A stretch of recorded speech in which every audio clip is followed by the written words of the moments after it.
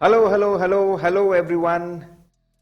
We are super duper excited और ये super duper excitement आपको सुनाई भी दे रहा होगा और आप ये महसूस कर भी रहे होंगे।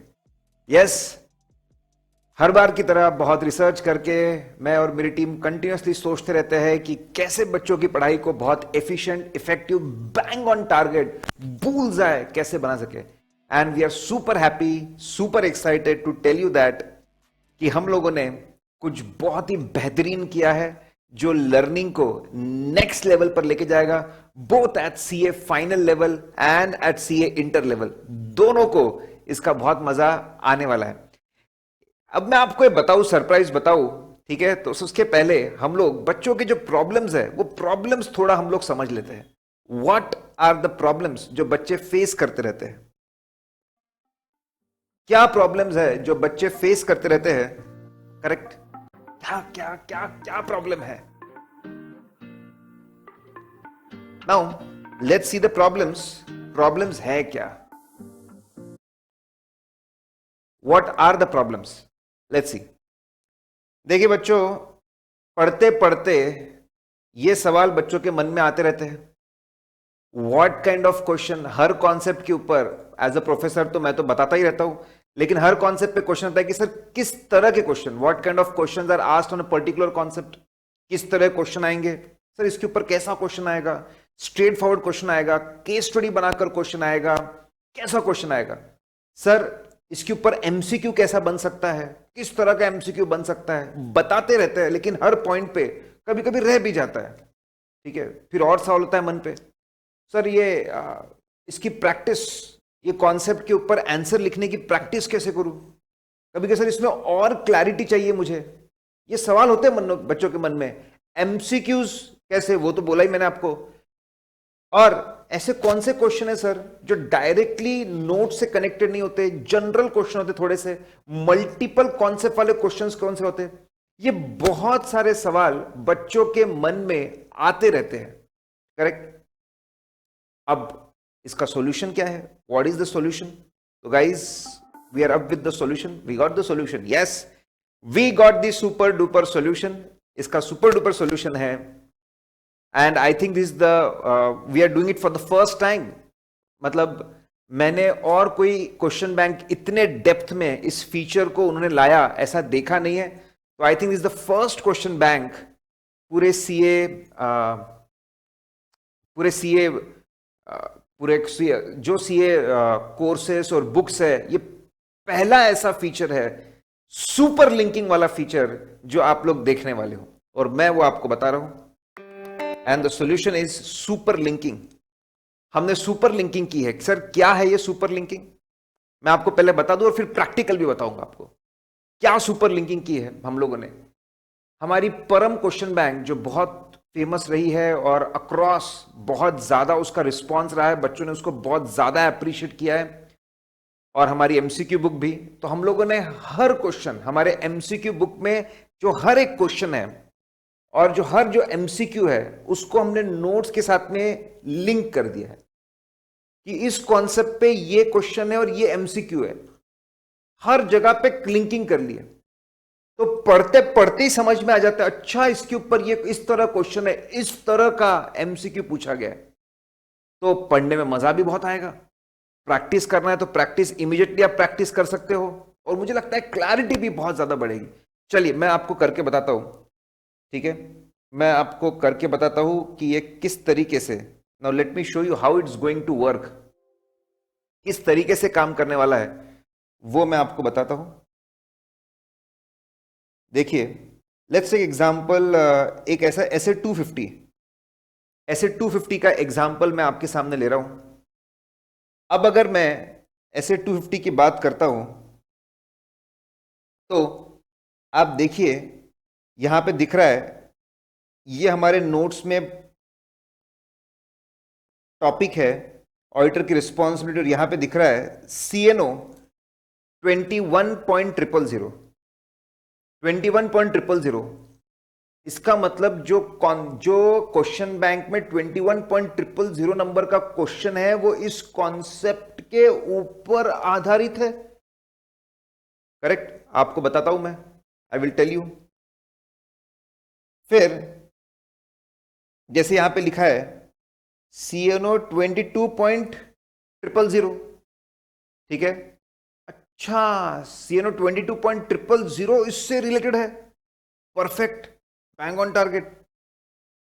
फिर इतना ही नहीं, यहां पे अब CNO 23.000 वापस इस कॉन्सेप्ट से भी रिलेटेड है, ओके।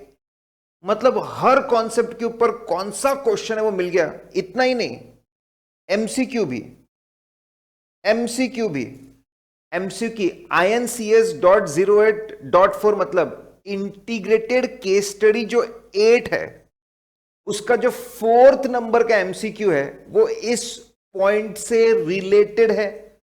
थोड़ी और क्लैरिटी चाहिए, जाके एमसीक्यू सॉल्व कर लेते, जाके क्वेश्चन सॉल्व कर लेते इमीडिएटली।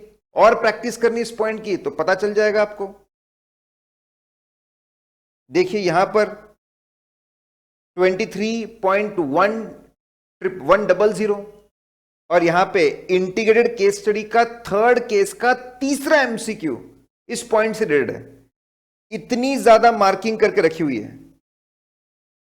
और फिर कुछ ऐसे एमसीक्यूज है 250.1, ये ऐसा एमसीक्यू है इस कॉन्सेप्ट से तो रिलेटेड, मतलब ये स्टैंडर्ड से तो रिलेटेड है, लेकिन एग्जैक्टली कोई कॉन्सेप्ट नहीं है, थोड़ा जनरल है या मल्टीपल कॉन्सेप्ट्स इन्वॉल्व है, उसको यूनिक एमसीक्यू नाम दिया है। एमसीक्यू बुक में भी उसको यूनिक दिया है। अच्छा, ये थोड़ा टेढ़ा है, ये थोड़ा टेढ़ा एमसीक्यू है, इसको मैंने अलग से कवर कर लेना चाहिए। अच्छा, CNO 23.500 ये थोड़ा टेढ़ा क्वेश्चन है। जनरली इंस्टीट्यूट क्वेश्चन पूछती थी ऑडिटर्स रिस्पॉन्सिबिलिटी, अब क्वेश्चन पूछ रहे हैं मैनेजमेंट रिस्पॉन्सिबिलिटी। अरे तो नया है, देखो पूरे नोट्स में लिंकिंग कर दी। अब देखो मैं आपको बताता हूं इसका फायदा। अब अगर आप क्वेश्चन बैंक में जाएंगे, if you go to question bank, ठीक है, तो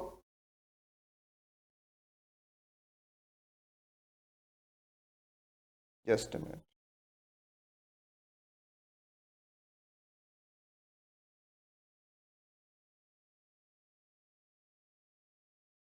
ऐसे 250 के ऊपर हमको जाना है, उसकी मैं ओपन कर लेता हूं, उस तक हम लोग पहुंच जाते हैं तो उसका लिंकिंग कैसे हुआ है वो आपको पता चल जाएगा।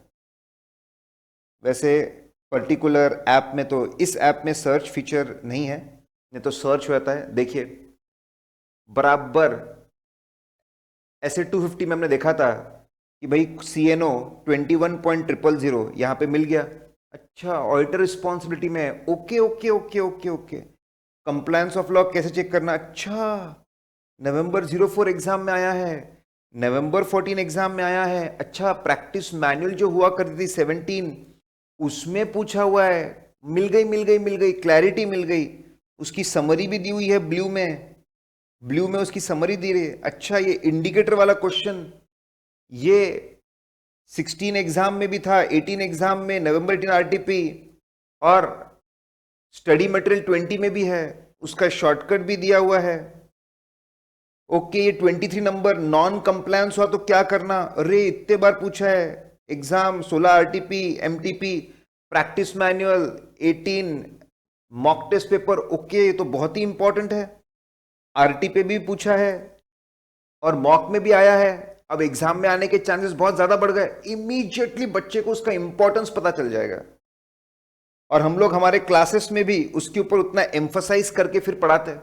हमारी जो टीचिंग है ये बच्चों के लिए तो जबरदस्त है, हमारे लिए भी, कि भाई इस पॉइंट को और एम्फसाइज करना है, क्योंकि इसके ऊपर क्वेश्चंस है और इस तरह के क्वेश्चंस पूछे हुए, तो उस तरीके से हमको इसको पढ़ाना है कि वो क्वेश्चन सॉल्व कर सके। ये तो पहले भी करते लेकिन ये और कॉन्क्रीट हो गया।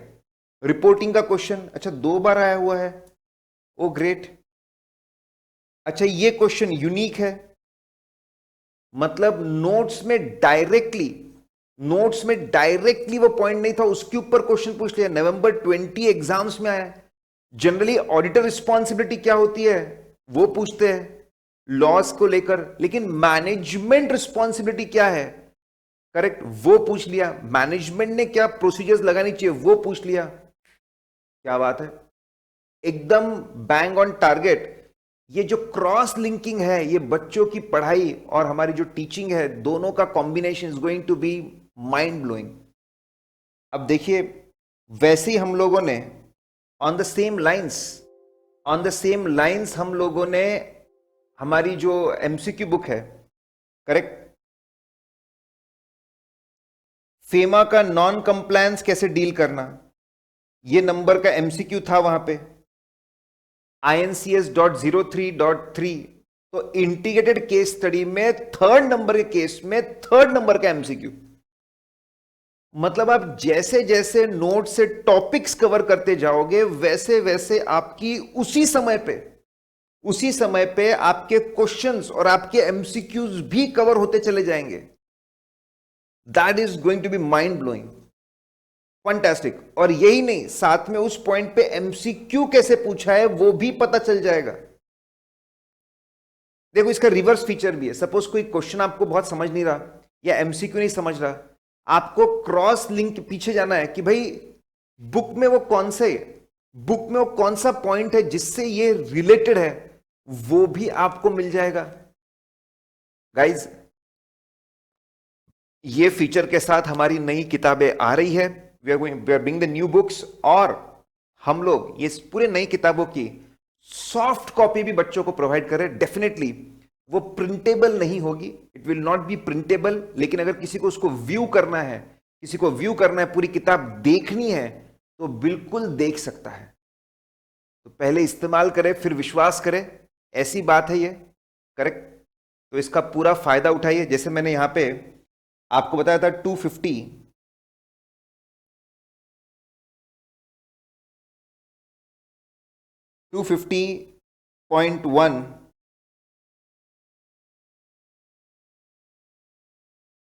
का जो एमसीक्यू यूनिक था, हम पहुंच गए यूनिक एमसीक्यू पे। मतलब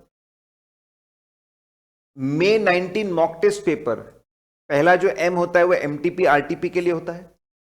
फिर आप पहला एम आपका मई या नवंबर के लिए होता है, और उसके बाद में आपका जो एम है, that is for MTP RTP exam question है, उसके लिए होता है। आई होप ये फीचर बहुत मजा आएगा और बच्चों की पढ़ाई को नेक्स्ट लेवल पर लेके जाएगा। So we are very excited. हमारी किताबें एक हफ्ते में, जो पूरा नया सेट है, ठीक है, वो एक हफ्ते में, फाइनल का एक हफ्ते में, और इंटर का और 10 दिन के अंदर अवेलेबल रहेगा। फाइनल का 5 दिनों के अंदर अवेलेबल रहेगा, इंटर का अगले एक हफ्ते में 10 दिन में अवेलेबल हो जाएगा। सो गाइज, इसका पूरा फायदा आप लोगों ने उठाना चाहिए। Bye bye.